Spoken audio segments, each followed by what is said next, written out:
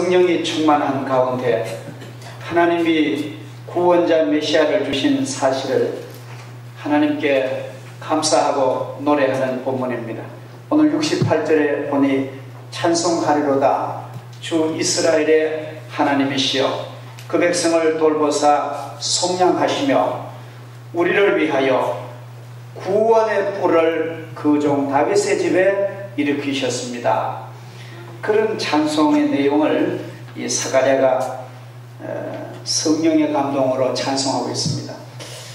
오늘 말씀의 제목이 구원의 뿔을 일으키신 하나님, 그런 제목인데 이게 얼핏 들으면 무슨 뜻인지 잘 모르시지요. 구원의 뿔이 뭔지 성경의 배경이 상당히 방대하게 나와 있습니다. 제가 아주 간단하게 엑기스만 소개를 드리면은 옛날 구약시대 아득한 옛날에는 그 사람이 어떤 타인에게 범죄하면은 직접 보복을 했습니다. 그래서 여러분들이 아시는 대로 눈은 눈으로 이는 이로, 다른 사람 내 눈을 다치면은 나도 그 사람 가서 눈을, 다른 사람 내 이빨을 부러뜨리면 나도, 그게 아주 옛날 시대에 그 법조문대로 이 사회에 실천이 되었습니다. 그러니까 옛날에는, 옛날 역사에 보면은 보복의 악순환이 끊이질 않습니다.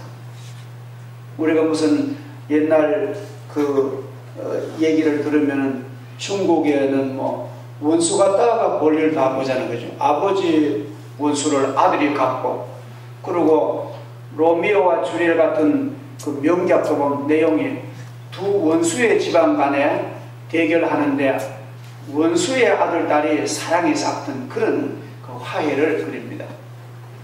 그래서 너무 직접 보복하니까 막 죽고 사람의 고통에 빠지니까 하나님께서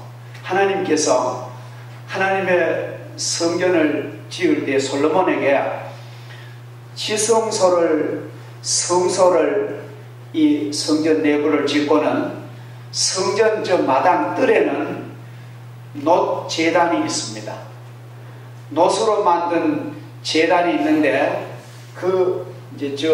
저런 제단이 좀 더 크죠. 저런 제단에 이 정사각형 제단의 네 모퉁이에 황소뿔같이 생긴 그런 놋으로 뿔을 4개를 이렇게 만들어 놨어요.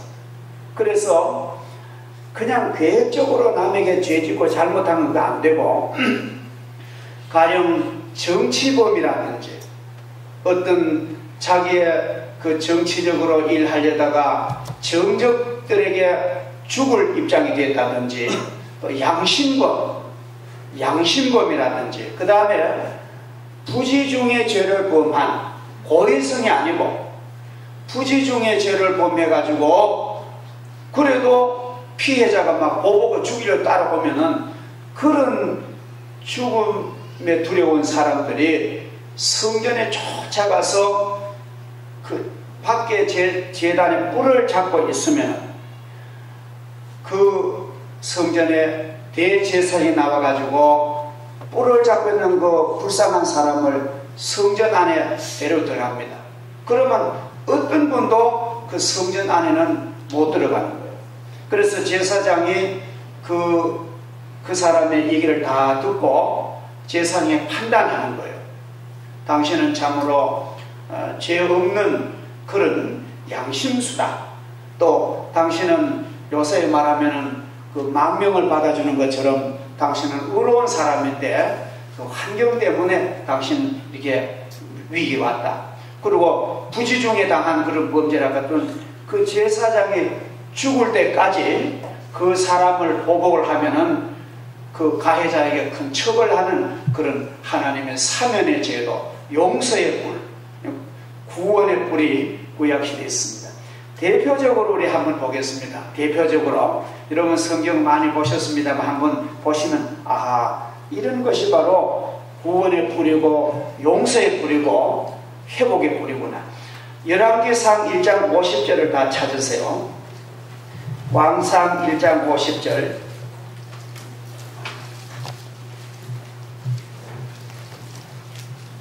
자, 같이 읽겠습니다. 시작. 아도니아도 솔로몬을 두려워하여 일어나 가서 제단 뿔을 잡으니, 거기 나오죠. 자, 요 말이 뭐냐 하면은 다윗의 아들 솔로몬이 왕이 되도록 내정을 해놨는데, 아도니아라는 다른 부인의 아들이 자기가 왕이 됐다고 자칭왕이라고 막 광고를 한다. 그래서 그 솔로몬 왕이 내가 명령하는 왕은, 그 다윗 왕이 내가 명령하는 후계자는 솔로몬뿐이다. 그래서 솔로몬을 기름 붓고 기원해서 왕을 세우니까 아도니아가 죽을까봐 두려워가지고, 그 정치범 아닙니까? 그래서 하나님의 성전에 가서 뿔을 잡고 용서를 구하는 그런 내용이 바로 정치범의 사건이 나오는 것입니다. 그래서 오늘 사가랴 제사장이 하나님께 감사 찬송하면서 찬송하리로다 주 이스라엘의 하나님이여 그 백성을 돌보사 속량하시며 우리를 위하여 구원의 뿔을 그 종 다윗에게 일으키셨으니 우리는 구원의 뿔 대신 예수님을 굳게 잡으시기를 축복합니다.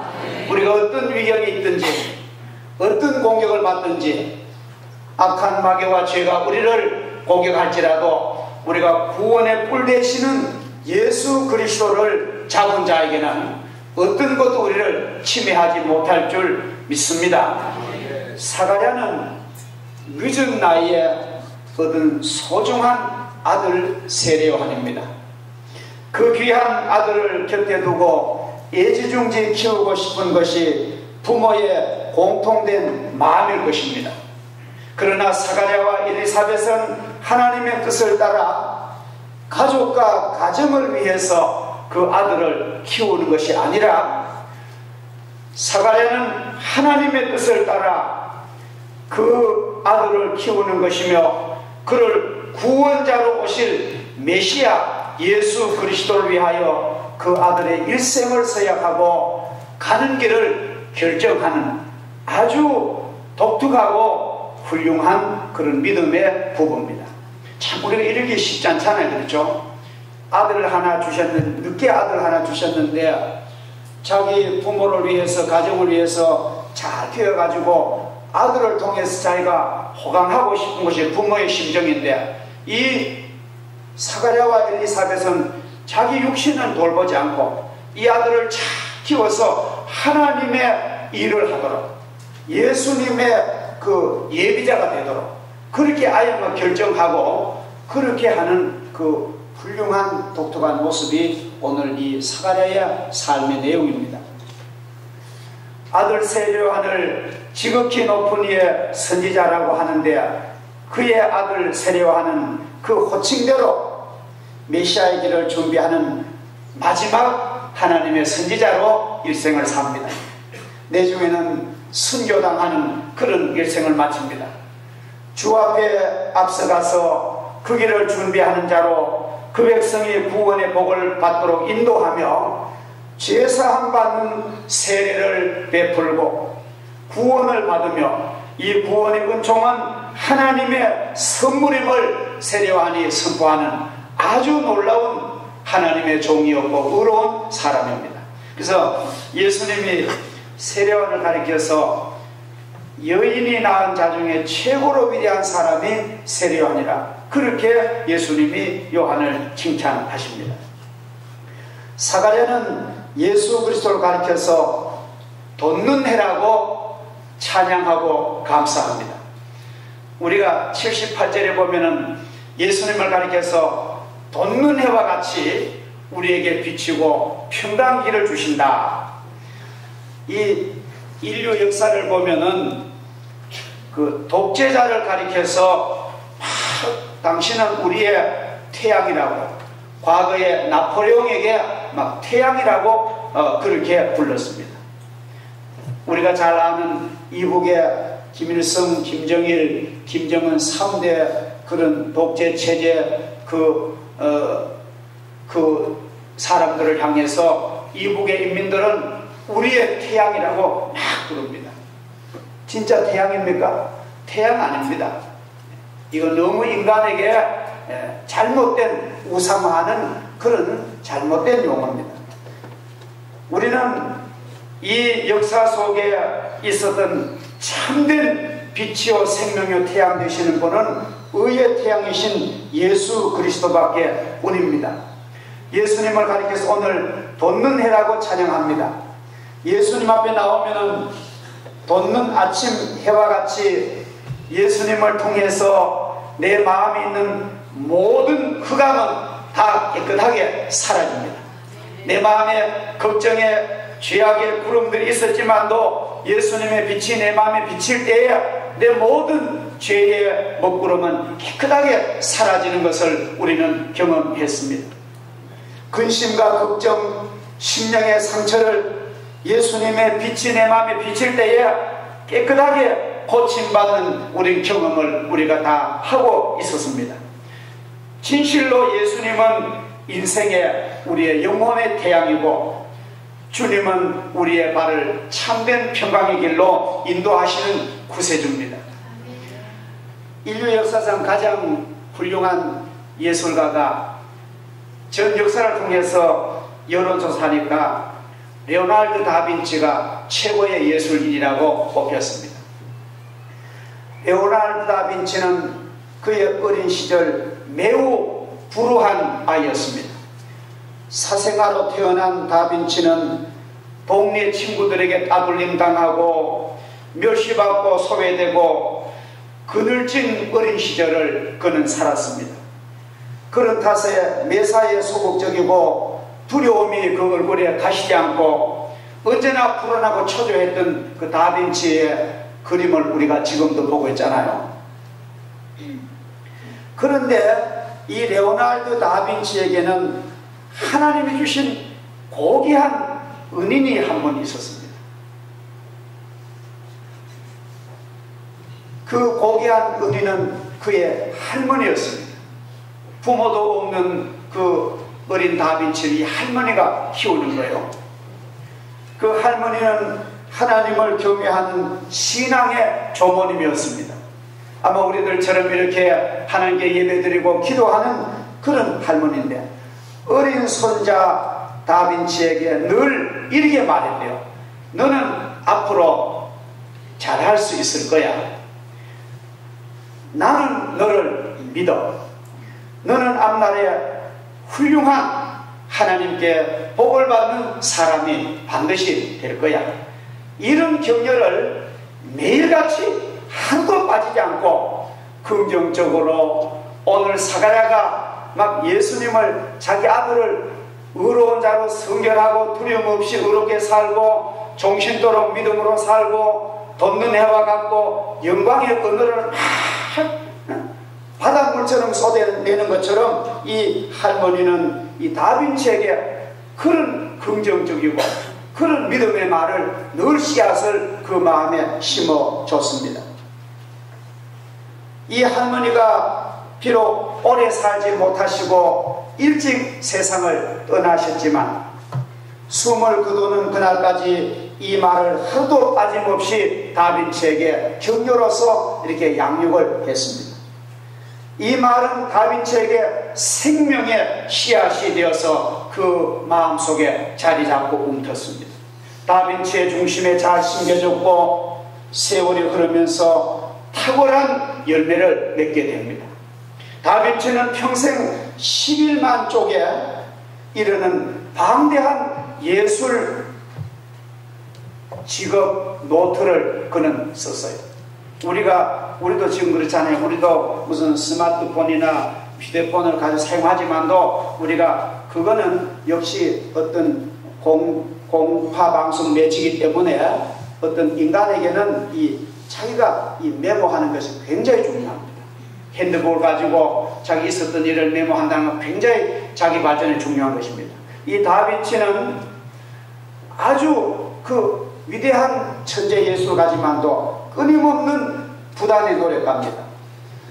평생에 예술 작업 노트를 11만 쪽을 남겼는데 그 다빈치가 남긴 그 메모 그 예술 작업 노트를 지금도 보면은 페이지마다 얼마나 섬세한 스케치를 그림을 그리고 거기에 명확하게 메모를 자기만이 알도록 그렇게 메모를 했대요. 지금도 600쪽이나 되는 다빈치의 그 예술 그 메모 스케치가 영국 윈저성에 보관되어 있는데 그 600쪽의 다빈치 그냥 프리노트가 지금 돈으로 6조 원의 경매가 된대요. 그렇게 다빈치는 일생을 11만 쪽이라면은 1년에 2200장씩 50년을 써야 됩니다. 이런 가운데 놀라운 위대한 예술가가 나오는 거예요. 근데 그 여러분 다빈치의 대표적인 작품으로 모나리자 있잖아요. 지금도 모든 세상 사람들이 모나리자의 미소를 잊지 않습니다. 근데 그 다빈치가 남긴 모나리자는 세계 미술사가 빚는 최고의 그 작품입니다. 또 다빈치가 직접 그린 우리 기독교 작품 최후의 만찬이 있는데 그 다빈치 보면은 그 최후의 만찬을 그 그림을 그릴 때야 그냥 그리지 않고 그 예수님에 대한 사진도 없잖아요. 그렇죠? 사진도 아무것도 없는 데인데 다빈치가 기도하며 최후의 만찬 성경 읽는 가운데 그 이제 작품을 그리는데 환한 상상의 세계에 나를 그리는데 예수님의 얼굴을 어떤 모델을 할까? 이게 참 보통 문제 아니에요. 예수님을 어떻게 그릴까? 아무런 자료도 없는데 그래서 기도하면서 세상에 이제 그 예수님과 같은 모델을 찾으러 나갔답니다.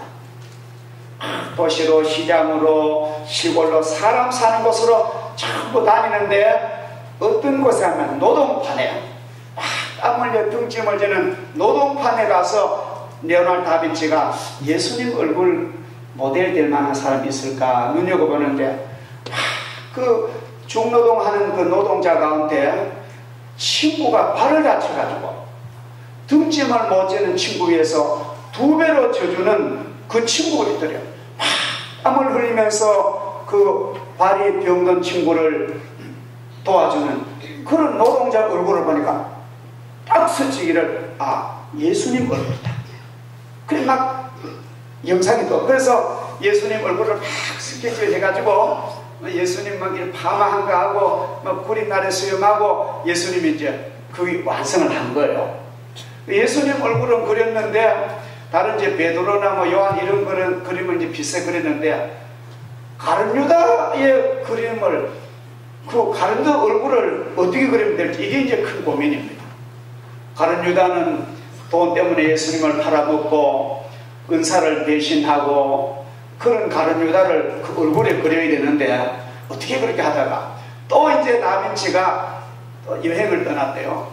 참 뭐 사람을 찾아서 가룟유다의 모델을 찾는데 시컷 돌다가 3년 전에 예수님의 얼굴 같은 노동판을 갔는데 거기에 가룟유다 얼굴이 있더래요. 그 누구냐 하면은 발이 병이 들어가지고 좋은 친구의 도움받아 다시 회복됐는데 노동판에서 쉬는 시간에 친구가 둘이 얘기를 하는 걸 다들 들으니까 돈 몇 푼 받아 먹으려고 짐 대신 져준 친구를 배신하는 그 은혜 받은 발병 나던 노동자가 꼭 자기 보기에는 가룟유다 그더래요.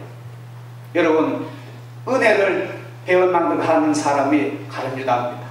부모 은혜를 배은망덕 하거나 국가나 조국을 배신하는 사람이나 교회를 등진 사람은 가룟유다가 되는 거예요. 또 특별한 사람이 아닙니다.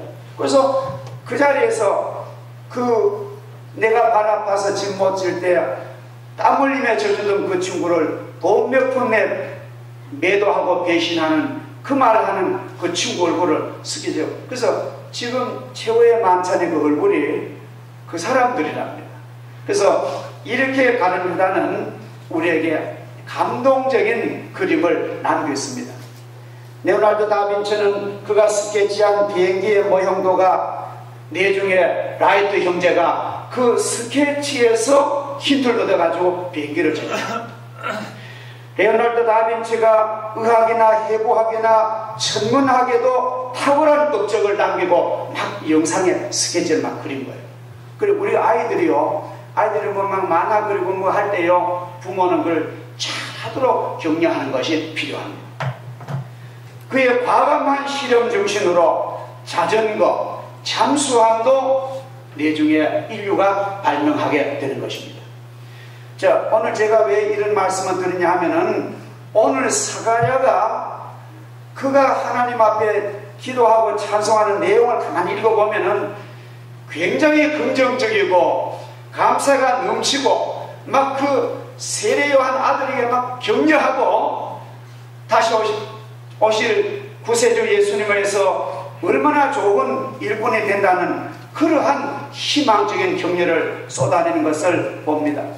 이와 같은 위대한 창조적인 예술가이지만도 만일 그에게 매일같이 기도해 주시며 용기를 주고 자존감을 키워준 할머니가 없었더라면 그는 그저 평범하고 소극적인 그런 인물로 세상을 마쳤을 것입니다. 누군가를 되어야 할 어떤 존재로 신뢰해주고 상상하고 얘기한다면 그는 정말 그런 존재로 이루어진다라고 괴테는 말을 합니다. 오늘 우리는 이 세상에 출생하여 죽을 때까지 약 50만 번의 질문을 다른 사람에게 던진답니다. 누구나 막론하고 다른 사람에게 질문을 한 50만 번 던진대요. 그런데 그 50만 번 던지는 질문에 반향이 모아진 게 내 인생이라. 참 이게 우리는 이 영적으로 심리적으로 소중한 존재입니다. 아무나 물질로 사는 것이 아닙니다. 나는 너를 믿어, 나는 너를 사랑해, 너는 앞으로 좋은 사람 될 수 있을 거야, 나는 너 위해 기도해, 이런 말을 만약 듣고 자란다면 얼마나 그 아이가 자존감 있고 얼마나 인생을 행복하게 살겠습니까? 예를 들어 우리 집에 아이가, 여러분 집에 자녀가 이제 학교 다니는데 엄마는 기대가 큽니다. 학교 가도 뭐 1등만 하기를 바라고, 근데 비교하고 있는데 이 기대하던 아이가 60점을 딸랑 맞아가지고 왔어요. 60점 맞아가지고 왔습니다. 그러면 우리 한국 엄마들, 그렇지 않은 엄마들이 있지만도 많은 엄마들이 너 그럴 줄 알았어, 나 너 하는 거 보는데 그럴 줄 알았어. 엄마 친구 아이는 100점 맞았던데 넌 뭐니? 넌 누구를 닮았어? 누구 닮았단 말입니까? 옆에 신랑이 들으면 진짜 열납니다. 너 누구를 닮았어 그러니? 그런 말 막 쏟아내면요, 걔가 완전히 패배한다. 나는 안 되는 사람이구나, 나는 가치 없는 사람이구나. 가장 내게 비중된 엄마가 나를 저렇게 해석하는데 내가 뭐 하겠나? 못합니다. 여러분 60점 맞아올 때, 40점 맞아올 때 어떻게 해야 되겠습니까? 저도 저는 학교 다닐 때만 놀다가 뭐 40점 뭡니까? 양가로만 헤맬 때도 많았습니다. 물론 공부를 잘해서 또 어떨 때는 학교에 톱도 했어요. 근데 어떨 때는 시컷 놀다가 저는 그러면 양가로. 근데 우리 어머니는 점수 가지고 말을 안 해요. 공부도 모르시는 그런 옛날 어른이 그래 맞아가지고 앞으로 잘하면 되지 뭐. 그러니까 앞으로 잘하면 된다는 거예요. 그 말을 들으면 상당히 기분이 좋습니다. 나는 기회가 있다. 우리들도 아이들 60점 사진 맞아오거든. 앞으로 기회 있다, 가능하다, 그렇게 속으로는 속상하더라도 그런 말을 던지시기를 주의 이름으로 축복합니다. 이거는 위대한 교육에 이건 마음이 씨앗입니다. 그러면은 틀림없이 그 애는요, 그 저력을 발휘할 수가 있는 것입니다.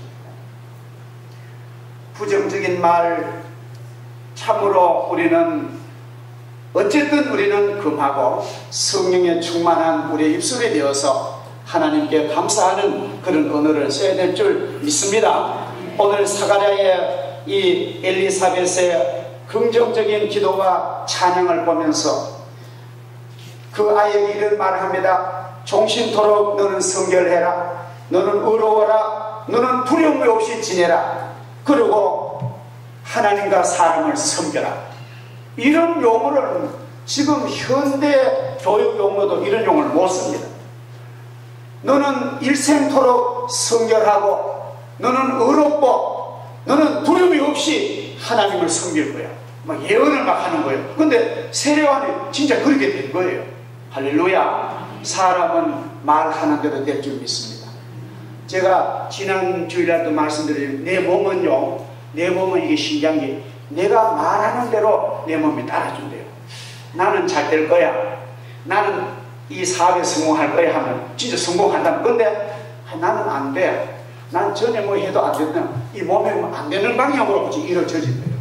그러니까 이 말과 영혼과 정신과 우리의 삶이 이렇게 소중하다는 거예요. 여러분들, 우리는 참으로 하나님 말씀 가운데 우리가 감난을 받고 우리가 구원의 뿔을 일으키신 하나님을 찬양하고 나는 구원의 뿔을 붙잡았어.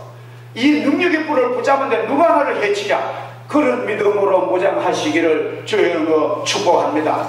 우리에게는 원수가 접근 못합니다. 하나님이 원수를 다 물리치셨다고. 그래서 여러분들 일생이 아름답고 깨끗하고 성결하시고 여러분의 자손들이 두려움 없는 그런 담대한 삶을 사시고 또 의로운 백성으로 하나님께 축복받으시기를 축원합니다. 사랑하는 아들 세례 요한은 여인이 낳은 자 중에 가장 위대한 인물이라고 주님이 칭찬하셨으니까 더 설명할 필요가 없습니다. 그것은 우연하게 그렇게 된 것이 아니라는 것입니다. 성경은 그냥 가만둬도 그렇게 된 게 아니래요. 성경은 그의 지극한 노력과 기도와 그 부모의 그 신앙의 영양분의 공급이 그렇게 만들었다고 오늘 성경 우리에게 말씀을 하십니다. 그 부모님의 기도와 그 부모님의 찬양과 그 부모님의 헌신적인 삶, 축복의 언어들이 세례 요한의 마음에 영광의 인자가 되고 자존감의 영양분이 되었다는 것입니다. 사람은 말한 대로 그 운명이 결정됩니다. 우리는 자녀가 소중한 줄 알았지만도 이렇게 실제 삶의 현장에서 이러한 사례 같은 그런 의식을 가지고 우리가 언어를 쓴다면 우리 아이들은 앞으로 나래를 펴고 잘 될 줄 믿습니다. 우리 하나님이 맡겨주신 소중한 자녀들을 어떻게 키우시렵니까? 돈만 가지고 물질만 믿어주면 된다고 생각하십니까? 천만의 말씀입니다. 사람은 떡으로만 잘 되는 것이 아닙니다. 일생토록 예수님을 신뢰하고 그의 나라와 그의 영광을 돌리고 삶의 목표가 분명하고 성결하고 의롭고 자신의 삶이 만족하고 남에게 행복을 주는 그런 삶이 되자면은 우리가 반드시 그의 배후에 기도하는 부모, 축복의 은혜를 공급하는 부모가 있을 때 그 아이는 햇빛을 받고 잘 될 줄 믿습니다. 우리 가정과 우리 교회의 소망이 무엇입니까? 우리 자손들 잘 되는 거 아닙니까? 그들이 의롭고 당당하고 그들이 성결하고 하나님께 복을 받는 그런 게 되면 우린 인생을 성공한 거예요. 우리가 아무리 돈을 많이 벌고 아무리 노력해도 내 자손이 불의한 자손, 하나님을 등진 자손 된다면, 매사에 두려움을 가지고 남에게 권위적으로 나타난다면 우리의 인생은 실패작인 것입니다. 오늘 귀한 여러분들 마음속에 구원에 뿌리신 예수님을 우리가 든든히 붙잡고 가장 소중한 일, 여기에 우리는 집중 투자하시기를 주 이름으로 축복합니다. 성경을 주시고 우리가 마음껏 찬양과 기도드리며 예배하게 하시니 감사합니다. 오늘 제사장 스가랴의 그 찬송과 기도와 그의 자녀를 향한 예언의 기도를 저희 들어볼 때에 얼마나 부럽고 저희들이 아버지여 우리가 이러한 부모가 되어야 되겠다고 아버지 두 주먹이 불끈지입니다. 하나님 저희들에게도 지금까지 살아온 것이 어땠든지 우리가 이제부터 하나님의 은혜를 받고 성령에 충만해서 우리의 가족들에게 우리의 자녀들에게 우리의 성도들에게 우리의 이웃 대하는 이웃에게 우리는 축복의 은혜를 심게 하여 주시옵소서. 그리해서 그 아름다운 예언의 은혜가 씨앗이 되어서 장래에 많은 열매를 맺는 그런 환상을 보는 저희들 되게 하여 주옵소서. 예수님의 이름으로 기도하옵나이다. 아멘.